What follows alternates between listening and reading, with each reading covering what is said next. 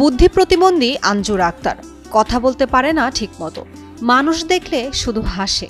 মাত্র ৮ বছর বয়সে দিনমজুর বাবাকে হারায়। ৩ ভাই বোনের মধ্যে সবার বড় আঞ্জুরা।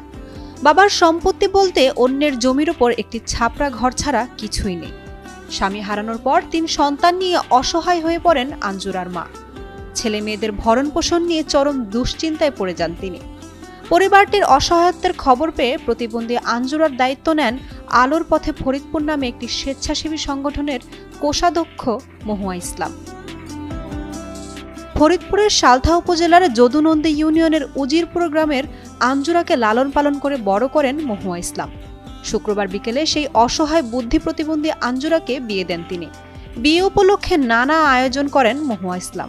এই মেয়েটা একেবারেই অসহায়, আমরা গ্রামের সবাই মিলে এবং আমার খালা আছে, ওনারা সহযোগিতা করছে। আমরা সবাই মিলে দিয়ে শুনে মনে করেন যে ওনার বিয়েটা দিয়ে দিছি।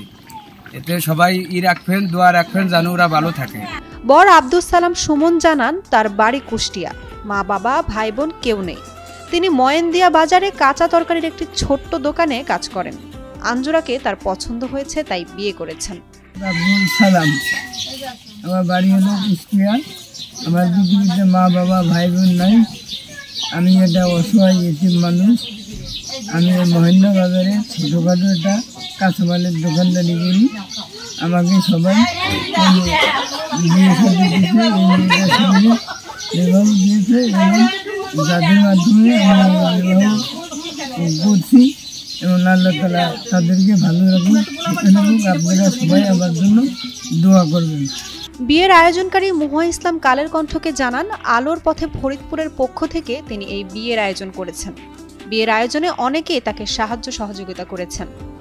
আমি ওর 8 বছর বয়স থেকে ওকে আমি খুঁজে পেয়েছিলাম। আসলে ওরা ভাসমান বাচ্চা, ওর বাবা নাই। ওরা 3 ভাই বোন ছিল। ওরা 2 ভাই বোনকেই মূলত আমি লালন পালন করি। এখন ওর বিয়ের বয়স হয়েছে। আসলে এনারা এত অসহায় এবং গরিব ফ্যামিলি যে এনাদের সামর্থ্য ছিল না যে তাদের বাচ্চাকে লালন